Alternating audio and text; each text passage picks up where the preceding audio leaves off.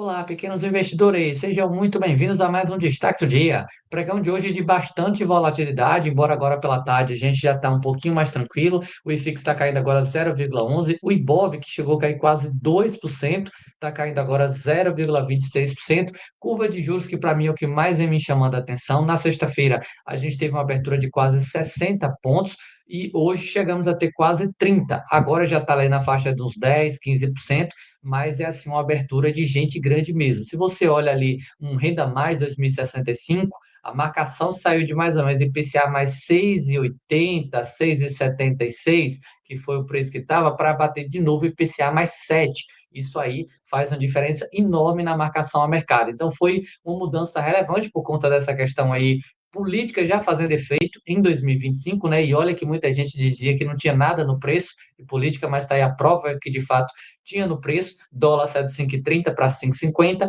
e próximo ao meio-dia a gente teve algumas falas ali, né, do filho de Bolsonaro referente a Tarcísio, que acabou trazendo um pouco mais de tranquilidade para o mercado, né, porque a grande preocupação é que, como o Bolsonaro já se posicionou ali referente a quem será o candidato a presidente da República, né, apoiado por ele, Tarcísio acaba ficando um pouco de lado, logo a chance de Lula aumenta. Essa é a interpretação do mercado. Você pode não gostar do Tarcísio, de Lula, ou seja lá de quem for, mas o que está fazendo preço no mercado é essa questão de uma chance menor da direita poder ganhar ano que vem. Então, isso trouxe toda essa volatilidade, agora dando essa acalmada, mas eu não fico assim tão animado com essa calmaria de hoje, né, agora pela tarde, e eu ainda fico um pouco pé atrás, não fiz movimentações aqui de compra, pelo menos até o momento, né? Pode ser que eu vire a mão aí a qualquer hora, mas eu não estou assim animado ainda muito, não. Com essa mudança de candidatos aí a presidente, isso me deixou assim um pouco com o pé atrás e a velocidade começou a subir e começa a ficar mais tranquila, a rentabilidade da carteira está boa. Inclusive, vai sair vídeo essa semana comentando um pouco sobre isso. Então, eu, pelo menos por enquanto, sigo mais conservador, sem muita movimentação aí, olhando o mercado de ações. O IFIX, embora está caindo, né, quase máxima histórica, não tem muita mudança, só que com essa abertura na curva de juros, eu deixo aqui esse ponto de atenção para vocês para os fundos imobiliários. Daí para cima, não é bom para FIIs. Vamos passar para alguns ativos, destaques em termos de altas e baixas, fatos relevantes e fechando com dividendos. Inicio aqui pelo XPML, agora está ali quase que no 0 a 0, quase na máxima das últimas 52 semanas, né? A máxima foi 107 e alguma coisa, agora estamos ali a quase 107. A gestão divulgou no relatório gerencial, tem alguns pontos aqui bem interessantes que eu queria passar para vocês. Tivemos a parte ali do próprio portfólio, né? A performance, né? Performance positiva no mês, referente ali a vendas por metro quadrado, nó caixa, metro quadrado, tivemos crescimento de 7,5% e 8,7%, respectivamente, quando comparado com os mesmos períodos de 2024, um baita de um crescimento, não só a XPML, mas a maioria dos fundos de shoppings vem divulgando números bem interessantes, a economia segue bastante resiliente, bem aquecida, e até falando de economia, tá, pessoal, que eu acabei me passando, nós tivemos o JOLTS, né, Estados Unidos, mercado de trabalho, melhor que o mercado imaginava, não deve alterar a decisão amanhã do Fed de cortar 0,25, mas dificilmente a gente vai ter sinalizações tão positivas, pelo menos eu vejo assim, pensando aí para o início do ano. Eu acho difícil mesmo ver o Fed cortando na próxima reunião. E o nosso BC também é bem importante amanhã monitorar. Olha o que aconteceu na receita do fundo aqui, pessoal, em outubro. 88 milhões de reais de resultado, distribuiu 53. Fizeram baita de uma reserva esse mês, inclusive a gente pode ver aqui nos lucros acumulados, né? A distribuição sempre vem sendo 92, ele estava ali com 24 centavos só de reserva, agora deu um salto para 53 centavos. Então aumentou bem a reserva, mas tem uma notícia aqui que é até nova, né? Geralmente a gente não vê XP deixando assim guidance de dividendos, mas temos agora o rendimento do XPMOL até o encerramento do próximo semestre, com o intuito de oferecer maior previsibilidade aos cotistas e, ao mesmo tempo, em que preserva a flexibilidade necessária para ajuste de acordo com a evolução dos resultados das condições de mercado, é inferior 86, superior 82. Então, pelo menos eu, né, tinha alguma dúvida e tinha alguma esperança de um rendimento um pouquinho acima de 92, já está bem claro aí de que primeiro semestre de 26 não deve acontecer isso, né? É no máximo 92 e é o que acredito que deve continuar nessa mesma faixa, até por conta dessa última venda que ocorreu. E os 86 aqui é o mínimo. 86 eu acho difícil com essa venda agora. Se não tivesse ocorrido ela, eu acho que seria bem provável, mas agora acredito que 92 é o que deve acontecer. Aqui ele já deixa um pouco sobre essa movimentação e o impacto, que para mim é o principal, que é na alavancagem. Era uma preocupação muito grande que o mercado tinha, embora nunca foi uma coisa que me esquentou muito a cabeça por conta do tamanho do patrimônio do XPML e da qualidade de muitos dos ativos dele, que são bem cobiçados, o que poderia facilmente gerar alguma venda ali. Aqui eles comentam, né, sobre 1,6 bi, que foi a maior que eles fizeram, e o impacto, né, dentro do fundo aqui. Deixa eu até colocar para vocês no cronograma que eles colocam aqui dos recebimentos, né? O que ele tem para pagar, o que ele tem de caixa. O gráfico demonstra as obrigações e recebimentos do fundo. Aqui nós temos os 294 milhões de disponibilidade, recebimento portfólio RISA, que eles já destacam aqui, 837 milhões. Aí a gente tem a parcela do Jundiaí Shopping de 66 milhões, a terceira parcela do Cine, que era o maior problema que ele tinha em termos de caixa, né, para poder fazer frente a isso. Logo, ele encerra 2025 com caixa. Antes ele estava ali negativo, uns 400 milhões de reais. Agora ele tem 300, fecharia 300 positivo. Fecharia 26 positivo em 175 milhões, que antes daria ali mais um outro déficit bom. E lá em 27 que ele ainda está negativo em 62 milhões de reais. Então, olhando esses números, a situação de liquidez do fundo, disponibilidade, né? Que aí vai envolver caixa, fundo imobiliário, ativos que têm liquidez para eles poderem vender ali e zerar e poder fazer frente à dívida, né? A gente vê que a situação muda totalmente após essa venda aí que eles anunciaram. E o portfólio Cine acaba agora, né? O endividamento, pagamento. Então, para frente, não tem assim nada de muito relevante. O fundo já vai ficar bem mais tranquilo aí em termos de pagamento. Eu não duvido nada que, se o mercado melhorar, o XPML vem até com alguma emissão de cotas ou com alguma aquisição aí para dentro da carteira, porque tirando o Cine, não vai ter assim nada de próxima bi para poder pagar. Então, acho que a gestão pode acabar aproveitando a oportunidade aí para crescer um pouco mais o portfólio.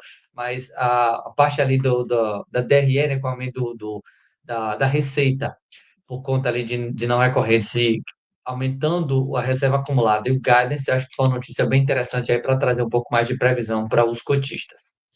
XPLG11 também nós tivemos a divulgação de relatório, sobe agora 0,44. E eu volto a destacar mais uma vez, pessoal, isso aqui para mim é extremamente relevante. Essa abertura na curva de juros não é bom para fundo de tijolo e os tijolos não caíram com toda essa abertura que a gente teve nesses dias. Se o mercado continuar nesse nível de preço, eu tenho minhas dúvidas se a gente não pode ter alguma realização aqui nos FIIs. Então, volta a destacar isso porque, para mim, é algo bem relevante mesmo.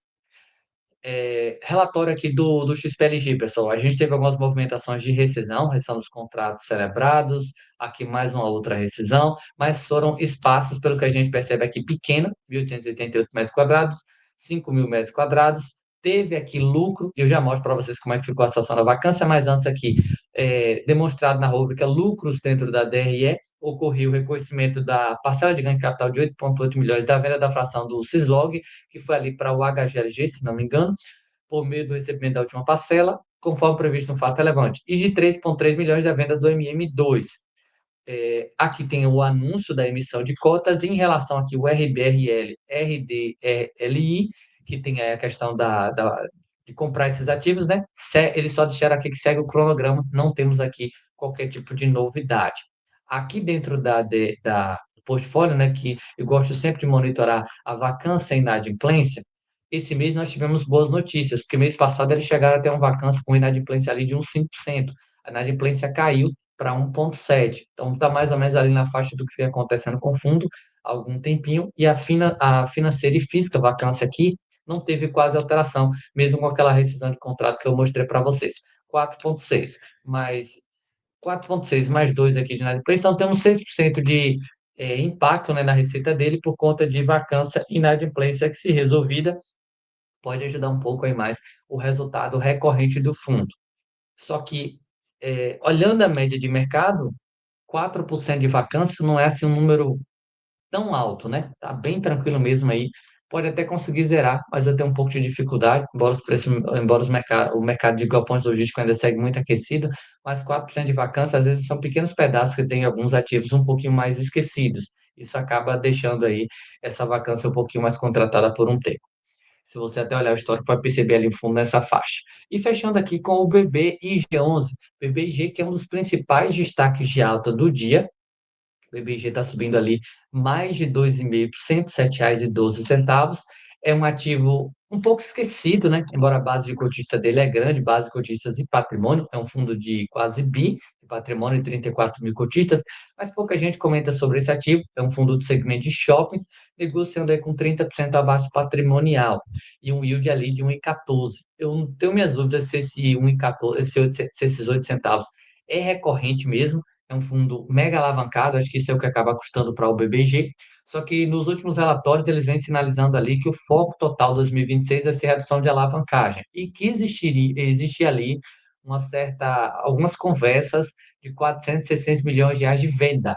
Que se isso acontecesse, pessoal, a gente poderia ver uma redução relevante nessa questão de endividamento e possível ganho de capital nessas vendas, o que seria muito bom também. Então, hoje subindo bem, não vi nenhum fato relevante sobre o fundo. A liquidez dele é um pouquinho mais baixa também. Foi basicamente uma compra que ocorreu ali em uma hora do pregão de hoje. Então, pode ter sido algum fundo imobiliário, alguém mais grande aí que comprou mais pesado, esses 2,5, e se manteve nessa faixa R$ 7,12. Tem até vídeo aqui no canal recente sobre esse ativo, se você quiser dar uma pesquisada depois. Vamos passar aqui agora para os destaques do momento, como é que estão vindo para fechar. Um outro ativo que está me chamando a atenção hoje, além do BBG, é o RPR, 3% de valorização. Mesmo com a live ali, não sinalizando boas notícias, né? O gestor deixou um pouco a sensação de que vem 35 centavos no próximo mês. E aquele dividendo de R$ 1, que é o sonhado aí pelo cotista, me parece que vai ficar lá para o final de 26 e já falou na live ali, início de 27. Então, esse prazo está sendo um pouquinho alongado aí devido a algumas coisas que não estão andando muito bem como a gestão esperava. Então, a situação do fundo ainda segue um pouquinho complicada, mas performando muito bem no pregão de hoje. Além desses dois, né, nós temos o Brof com 1,60, a JF 1,5, que me chama a atenção. A JF é quase R$ 8, pagando 4 centavos e alguma coisa. Eu achei que o mercado poderia penalizar bem. BRCR sobe 1,22 e BCRI 1,14. Nas baixas aqui nós temos o MCRE 1,32, o PMS cai aqui 1,26, Beta 1,19, BCIA 1%, PVBI e o FATN também. Na parte aqui dos Fiagros, até que eu não vi tanto destaque, pelo menos até há pouco, o único que vem me chamando muita atenção é o Vegia, está aqui ainda na lista de alta, né, destaque de alta. Vegia está 9,83, já está ali uns 2% acima do patrimonial. Vigia performou muito, mas muito bem. Eu acho que é um dos Fiagros que mais performou bem foi o Vigia e também o Snag, né? Snag passou um bom tempo ali abaixo dos R$ 10, já estamos em 10,50 quase. LSAG sobe 1,30, CPTR e SNFZ 1%, CRA, Vigia e o Snag aí nessa faixa de meio. Nas baixas é a GR 1,5, Copa também, Cadol 0,95, BRFT e a AG e a GRX na faixa ali de 0,5%. E nas ações, pessoal, com essa melhorada que deu aí na curva de juros, pós-falas do Eduardo, a Bolsa reagiu bem, né? Embora ainda está subindo uns 10 pontos, né, que é muita coisa, mas comparado a 25, 27, que chegou ali na máxima do dia, está bem mais tranquilo. Mesmo assim, nós temos aqui Vamos, que é juro, caindo 4, Magazine, que é juro, caindo 4, Raizen alavancada vai dar na mesma, caindo 4, Cury entra também na mesma questão de juros, 2,5, Cirela na mesma situação, e Fleury, que é um caso um pouco mais à parte, aí cai 2. Nas altas, a gente tem os Minas, 3, Embraer e CSN e CVC também, PK 2,34 e Klabin devido aí, acredito eu, né, devido ao anúncio de dividendos aí pela empresa, como a gente tem aquela questão da tributação de dividendos das ações, dependendo ali do valor, acredito que muitas empresas estão antecipando esses pagamentos, estão tentando anunciar o máximo possível nesse final de ano para evitar ter que os seus acionistas ali pagar esse imposto, né, que agora vai acontecer a partir de 26, né? 26, 27, a gente já tem essa questão da tributação de dividendos para quem ganha um X valor. Vamos passar aqui agora para os comunicados. Nós tivemos aqui o comunicado anunciado pelo BRC11, Bradesco Logística, Fundo de Investimento Imobiliário, direito de preferência na subscrição de cotas, né? Emissão anunciada de 200, quase 250 milhões de reais. O preço de emissão é R$ 117,47. Deixa eu até colocar aqui a cotação agora do BRCO. BSL está 116,57. Então, estamos basicamente no preço de emissão. Deixa eu compartilhar aqui mais uma vez. Início de exercício, exercício do dia de preferência. Início do prazo, dia 12 do 12, termina dia 22. Exercício de preferência no escriturador, vai ser quase a mesma coisa. Negociação do direito de preferência vai até o dia. Aqui acho que eles erraram, né? Dia 12 teria que ser, acredito que até o dia 22. Aqui colocaram data nada a ver, né? 9.999, término do prazo. Então, acredito que tem aqui, por conta de negociação, que está disponível. É, possui montante adicional, não. E o encerramento, término do prazo lá, período de subscrição, 23 do 12. Então, essas são as informações que a gente tem aqui do direito de preferência de distribuição do BRCO, 250 milhões de reais a R$ 117,47. REC R11. REC-R vem informar aqui aos seus investidores que celebrou um MOU, Memorando de Entendimento, para a venda das unidades 11, 31, 41, 51, 61, 71 e 81 do primeiro, terceiro, quarto, quinto, sexto, sétimo e oitavo andar do edifício Morumbi Plaza. Vocês me ajudem nos comentários, mas esse ativo aqui que eles colocam, acho que foi um de execução de garantia que tiveram há um tempo.